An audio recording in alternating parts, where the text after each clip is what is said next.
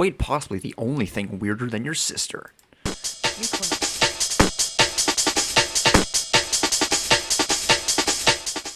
There are a lot of times in which a franchise that should have suffered from absolute success becomes unknown to the general eye. A lot of the times it's not necessarily the fault of the game, but maybe the marketing that was not quite as good as it should have been. Maybe the game was thrown into a sea of fierce competition. Maybe the game was in a market that was losing interest from consumers at the time. A lot of games can fail, but a lot of the time the problem is in the environment surrounding the product and not necessarily the other way around. This was definitely the case of Namco's Klonoa, a cute little mascot platformer guy that was the creation of the same guy that directed Ninja Gaiden, who wanted to make a story-driven PS1 game as he thought that others have failed to make compelling narratives with the technology they had available to them at the time. The original design for Klonoa was drastically different, featuring a guy with tennis balls for hands in a post-apocalyptic world that then transcended into a Saturday morning dream world that the very few people that played the original games will know Klonoa by. The little guy had a surprising number of games on different consoles like the PlayStation 1 and 2, the Game Boy Advance, the Wii, and even the Namco Strong Song. Yes, that is a console that existed. Klonoa is a textbook definition of injustice. I mean, look at him. How the hell did he fail? With the upcoming release of the Fantasy Reverie Collection and the fear that Bandai Namco will deliver injustice to Klonoa once more, I thought that it was a nice idea to talk about the games and why people should play them.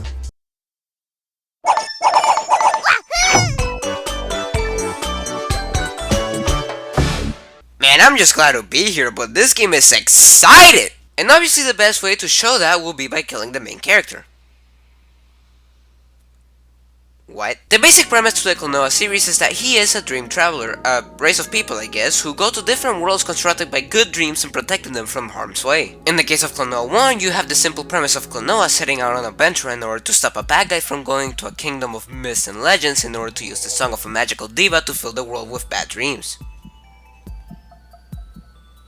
Saying that out loud actually. While the premise is interesting enough, aside from moments later in the game, Door to Phantom Isle, at least personally, doesn't shine because of the narrative it tries to tell, but the world that the game throws you into and how you explore it. There are around 4 to 5 kingdoms in the game that you explore in 6 missions, the equivalent to Mario's worlds basically. The distinction Door to Phantom Isle makes is that the worlds are more so story arcs, if anything, and for lack of a better word.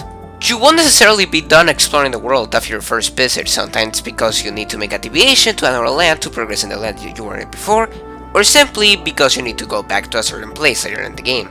Apart from making the world feel more alive, it also helps keep the different locales fresh, as not always are you going to play through 2 levels in an area. Even if this only really happens like twice, it still goes a long way to show the effort they put into fleshing out the world. Another element that enhances the world is the way in which elements from the background and foreground interact with each other, and the plane in which the player is located, as enemies who jump from the back or foreground in order to get in the way of the player. I'm just relaxing in here and little homie man just decides to jump in and try to give me a hard time? Wait. That is not an enemy. That is not an enemy.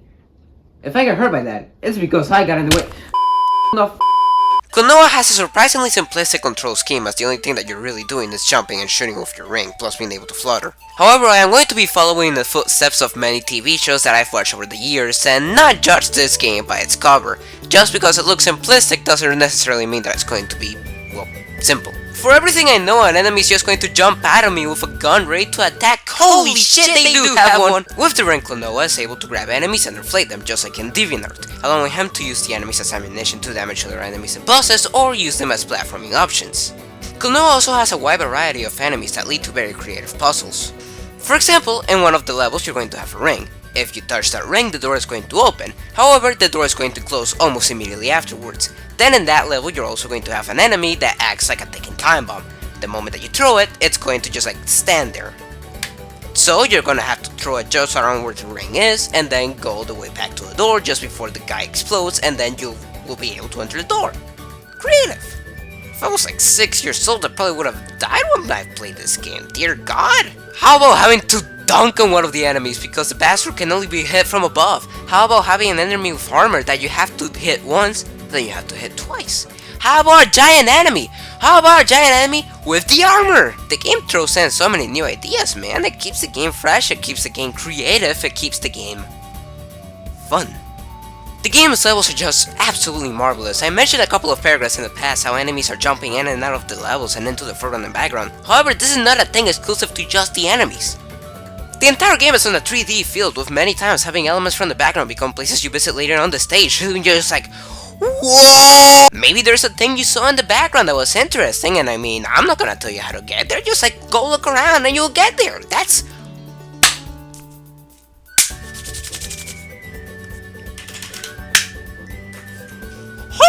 The levels give illusion of being actual places, as they are not just straight lines, and don't get me wrong, a lot of other games can pull off that feeling without being 2.5D.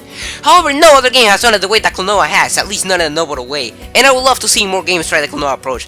I would love to see more games be like Klonoa.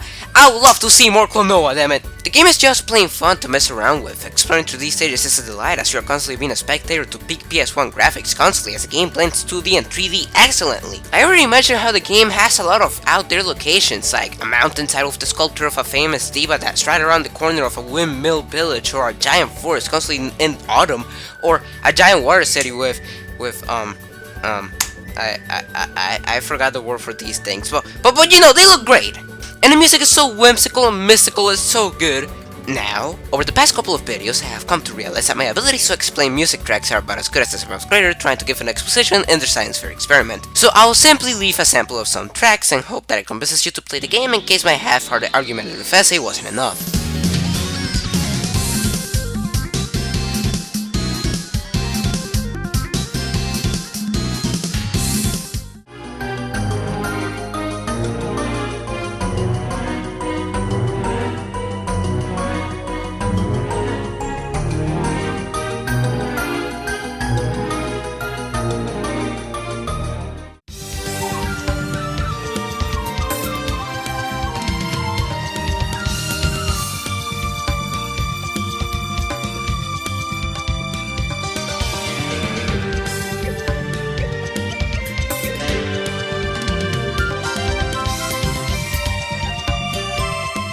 Generally speaking, the only thing that I wasn't a fan of was how Klonoa did a little like slide before stopping, but apart from that, well, damn, we good. This is like an A+ game right here. Give them a round of applause. Namco, you managed to make a good game. Be proud of yourselves. A lot of companies can't say that. They can't say that the game sold well. Overall, man, the game is absolutely fantastic. It does everything it wants to do well, and the flaws are super minimal. Very recommended. And now we move on to the sequel, Klonoa 2 Lunatea's Veil, released on the PlayStation 2 in 2001. It also bombed.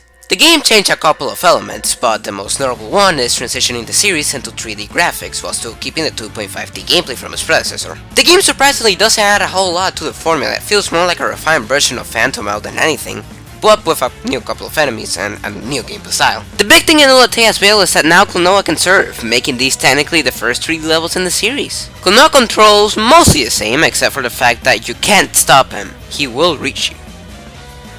But you can slow him down or speed him up by pressing forward or backward respectively. These levels are pretty fun, a nice change of pace for sure, not too difficult either. They have a nice vibe to them and I kind of wanted more, to be honest. The levels being too easy is unfortunately an issue with the game as a whole. The game doesn't challenge the player as much as the first one, and playing the back-to-back definitely cemented that idea, as a lot of the enemies, if not all of them, come back from Phantom.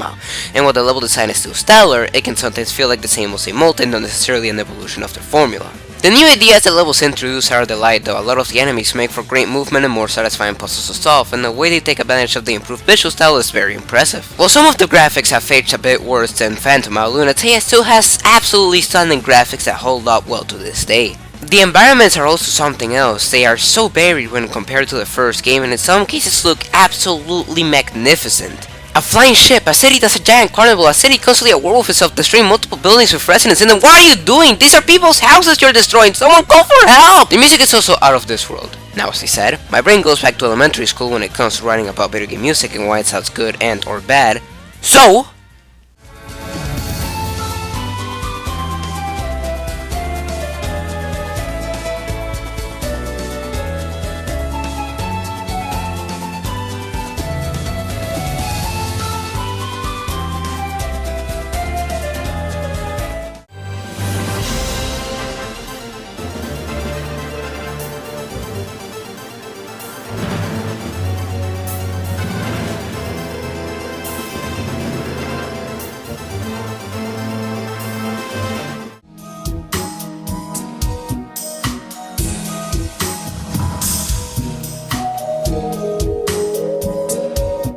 Oddly enough though, what made me like Lunatea more than Phantomile, the thing that pushes this game from just as good to even better than the first game, would probably be the narrative. The main plot is essentially Klonoa along a new cast of friends trying to defeat the Sky Pirates commanded by Leorina from awakening the 5th bell in the world of Lunatea. In order to do that, they need to collect the 4 elements of the other kingdoms: joy, discord, tranquility, and indecision. That's more or less the general gist of the plot, simple and easy to understand. However, as the game goes on, it starts touching on some surprisingly deep themes. The main thing that this game talks about primarily by the end of the game is about having to accept sorrow, not forgetting it, accepting it as a part of our lives, as without it our own balance could crumble. You know, for a rated E game, this game touches on a surprisingly deep theme. You know, a lot of games don't really talk about this, however this is also a great example on how games rated E, you know, for everyone, could be able to talk about this without having to resort to being edgy, violent, having guns, I don't know, saying the word shit, ass. Yes, I'm calling out the Pokemon community.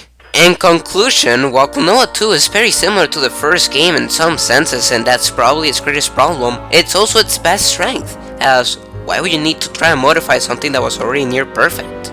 The games do so many things well: the story, the gameplay, the music, and the graphics. It's honestly surprising that these games failed. It's such a shame that they came out at the time that they did, where the genre of 2D platformers, and platformers in general, were just becoming kind of irrelevant. Had they been marketed better, had they been advertised better, had they been released at a different time, chances are that things wouldn't be so dire for the Klonoa series. However, for now, we just gotta hope and pray that the Fantasy Reverie collection does the job in making Klonoa an actual icon of the video game industry. For now, as my parting words, the only thing that I can say is that Klonoa Door to Phantomile and Klonoa 2 Lunatea Spale are easily some of the best games of their eras, and easily some of the greatest masterpieces in the 2D platformer genre. Please play these games.